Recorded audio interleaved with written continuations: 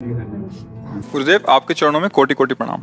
हे सदगुरुदेव भगवान, हम दोनों पति पत्नी भजन मार्ग में हैं और 6 महीने से आपका सत्संग सुन रहे हैं। प्रभु, इस शरीर से एक संतान पुत्री रूप में प्राप्त है। महाराज जी, कई बार लोग कहते हैं कि पुत्र का होना आवश्यक है, उसके बिना परम गति नहीं हो सकती। लेकिन हमें पुत्र का होना नहीं, संतान का होना।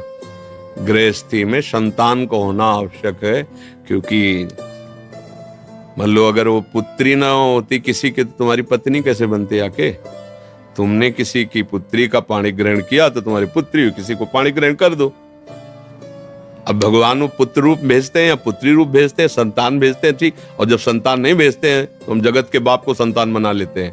बैठा लो गोपाल जी को, आओ तुम। वही प्रश्न है हमारे। हाँ, जगत के गोपाल जी, जगत के मालिक है ना, गोपाल जी को बैठा लाओ, क्योंकि कहते हो तुम जिस भाव से भजोगे मैं आ जाऊंगा। तो आओ तुम ही। जब पुत्र नहीं दिया, संतान नहीं दी और हम गृहस्थी में है, तो हम तुम्हें पुत्र मानते हैं आज से और दुलार करते हैं। तो ये यथा माम प्रपद्यन्ते तास्तथैव भजाम्यहम्, भगवान के वचन है कि जो मुझे जैसे बसता है मैं उसको वैसे ही प्यार देता हूँ। तो जगत के पिता है यद्यपि, जब उन्हें पुत्र भाव से देखोगे तो वह बात बन गई। अब वो तुम्हारा भार संभाल लेंगे, पुत्र क्या संभाल पाएगा, जगत पिता संभाल लेंगे। महाराज जी कहते हैं कि अपराध बोध होता है कि हम इतने आदम है और उनको अपना पुत्र मानेंगे। तो ये भाव में नहीं होता। जब हमारे भाव में आ गया कि हमारे पुत्र है तो अपराध बोध थोड़ी। जब सखा भाव हो जाता है थोड़ी तक अपराध हो गया। और अगर वो नहीं करते तो दबका देते सखाजन, जाकर नहीं आज से तुझे खेल से निकालते हैं हम। तेरे पास 2-4 लाख गौएं ज्यादा होंगी ना, तू बाबा का लाडला है, कल से खेल में कन्हैया नहीं आएगा। तो जानते हो क्या करते हैं? कान पकड़ते हैं, अब गलती नहीं होगी, अब गलती ले। भाव का भगवान पोषण करते। ग्वारिया बाबा सिद्ध संत हुए हैं, उन्होंने प्रभु श्री कृष्ण को अपना यार माना, मित्र माना। अब बहुत समय हो गया, साक्षात्कार हुआ नहीं, भाव में रहते थे, बड़े महामहिम थे। अब जब कोई उनको माला ले दिखा दो, बंद करो, वो बड़ा निष्ठुर है, अपने पता नहीं क्या समझता है। इतना जब करो, इतना करो, सामने नहीं आता है, हमें नहीं भजन कर, मत करो भजन, धोखा है, मत करो, वो सुनता नहीं है। और निर्णय कर लिया नहीं करेंगे भजन। नहीं, अब देखो भजन का स्वरूप क्या उनके जागृत है। तू अपने को समझता है ना, नहीं करेंगे तेरा भजन, ये भजन नहीं हो रहा और क्या हो रहा है। बार बार भगवान से बातचीत, भगवान का चिंतन, नहीं बोलेंगे। किसी को भी भजन करते तो सब जानते थे कि बाबा भाव में रहते, इसलिए कोई अरे काहे को भजन करते हो। बड़ा निष्ठुर है, सुनते थे, बड़ा करुणामय, बड़ा निष्ठुर। शाम की इसी रमण रेती में, जो मोड़ में इसे रमण रेती, वृंदावन रमण रेती कहते, रज थी। अब तो दुर्भाग्य प्रकट हुआ, रोड बन गया, बड़ा मनोहर स्थान। बीच मार्ग में बड़ा एक वृक्ष था, रज में ऐसे लोटो, एकदम आनंद मिलता, पूरी परिक्रमा मार्ग रजमयी। बाबा वहीं शाम के निकल, पीछे आवाज, एक ग्वारिया, आवाज में अमृत था। मुड़ के देखा ऐसे, सांवरे सलोने सरकार, नौ किशोर अवस्था। बाप रे, ये तो मेरा यार है यार। दौड़ पड़े, जाके गले लगा। फिर ध्यान आया कि हमने तो नियम लिया था इससे बात नहीं करेंगे, फिर हटे। अब प्रभु अचला पहन पकड़े ऐसे, ए बाबा सुन तो, तू नाराज काहे को है? बोले इतना दिन हो गया और आप मिले नहीं। और उनके सामने भेकड़ी थोड़ी चलती है, तो आंसू चल रहे इतना। तो उनका देखो, ऐसा कभी तुमने दर्शन की आकांक्षा भी नहीं की, आज तुमने आकांक्षा की, मैं मिल। अब तुम जब कहोगे, देखो नाराज मत, उनको फिक्र है तुम्हारे नाराजगी की।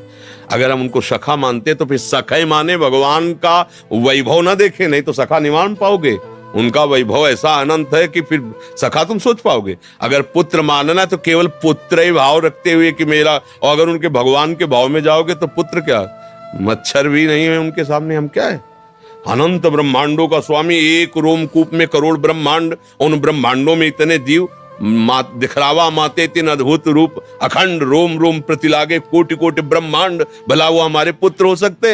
ये ज्ञान की जरूरत नहीं है, ये यहाँ नहीं, ये यहाँ से होता है भाव, ये दिमाग से नहीं होता। दिमाग है तो वाराणसी वाला वेदांत पढ़ो, अगर इस मार्ग में चलना है तो यहाँ हृदय का विषय है। प्रभु कहते तुम जिस भाव से चलो, ऐसा नहीं कि ये मनमानी भाव, वात्सल्य भाव है ना, उपासना में वात्सल्य भाव है। कितने महापुरुष सिद्ध होकर के भगवान के इस भाव को प्राप्त हुए। तो हम भाव करें, मेरा लाला है मेरा, बस।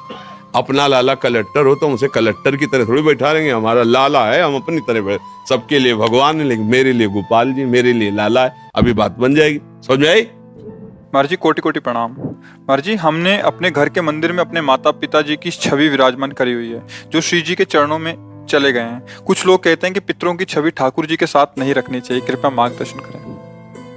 अगर आपकी भावना की हमारे ठाकुर जी हैं तो कोई परेशानी नहीं है। ठाकुर जी का रूप कैसा आपने मान लिया जैसा, सृष्टि कैसी आप जैसी देखो वैसी, समझ रहे ना भाई। एक पत्थर के टुकड़े में क्या है, कोई रूप है, कोई आकृति है, कोई उसमें, लेकिन हमको जब कि हमारी देवी जी हैं, हमारे भगवान, गांव में देखो ना अधिकतर जो है गांव के जो मंदिर हैं जिनमें पूजा वो सब ऐसे ही है और सारी कामनाएं पूर्ण होती क्योंकि उसमें भगवत भाव हो गया। अच्छा, जयपुर से, जहां जयपुर जोधपुर में श्री विग्रह तैयार किए जाते हैं वहां आप जाइए, पत्थर की शिलाओं को काट काट करके, मतलब हमने देखा है जैसे गोपाल जी की वो बड़ी छवि है ना पीतल की, तो ऐसे ऐसे दबा के रेती से ऐसे, अब वो जिस प्रक्रिया से तैयार कर रहे हैं, फिर इसके बाद जब अपने पंचामृत से स्नान करके अपने सिंहासन में विराजमान करते हैं तो हमें भाव आ जाता है ना, हमारे भाव से भगवान दिखने लगते हैं ना। तो जब हम पाषाण के विग्रह में भगवत भाव कर सकते हैं तो उस रूप में भी भगवत भाव, अगर भगवत भाव कर रहे हैं तो कहीं कोई परेशानी नहीं है, और अगर भगवत भाव नहीं है तो पांच भौतिक शरीरों के चित्त रखने से मंगल नहीं होगा। बात समझो, हमारी बात समझना। आंतरिक ये सब नाशवान शरीर है, भगवान का शरीर सच्चिदानंदमय है और उनका है गुरु और भगवान में अंतर होता है क्या? तो गुरु और भगवान में जब अंतर नहीं होता तो प्रश्न ही नहीं बनता। गुरु गोविंद न भेद कराई, संतत सकल सुनो चितलाई। हम गुरु भगवान कहते हैं ना कि हमारे गुरुदेव भगवान से भी कहा है, मोते ही अधिक गुरु ही जी जानी, जाने संत अनंत समाना। तो गुरु और भगवान कहने को केवल दो है, वो तो एक ही। अगर हम किसी पांच भौतिक शरीर में केवल यही भाव रखते हैं कि ये हमारे माता पिता ही केवल हैं, तो भगवान के सिंहासन में ना रखो, कमरे में लगा लो, देखते रहो। और अगर ये है कि ये मंदिर है माता पिता का जो रूप, इसके अंदर भगवान बैठे हुए, तो वहीं भगवान का साक्षात्कार हो जाएगा। अलग से फोटो भगवान की विराजमान करो या ना करो, हमारी बात समझना। केवल अपने माता पिता की छवि लगाई और मेरे भगवान है, रोज सेवा करो, आपको भगवत प्राप्ति हो जाएगी। क्योंकि आप किसकी सेवा कर रहे हो? भगवान। तो असली माता पिता वही है ना। और अगर भगवान से हटकर भाव है तो फिर भगवान की विराजमान करो, उनको कमरे में विराजमान कर दो दर्शन करने के लिए कि भाई ये माता है, पिता है, चाचा है, ताऊ है, परिवार, वो बात अलग हो गई। और अगर सिंहासन में तो चाचा ताऊ नहीं बैठे हैं, मेरे भगवान बैठे हैं, मम्मी के रूप में, पापा के रूप में, वही थे वही बैठे, हो गया काम।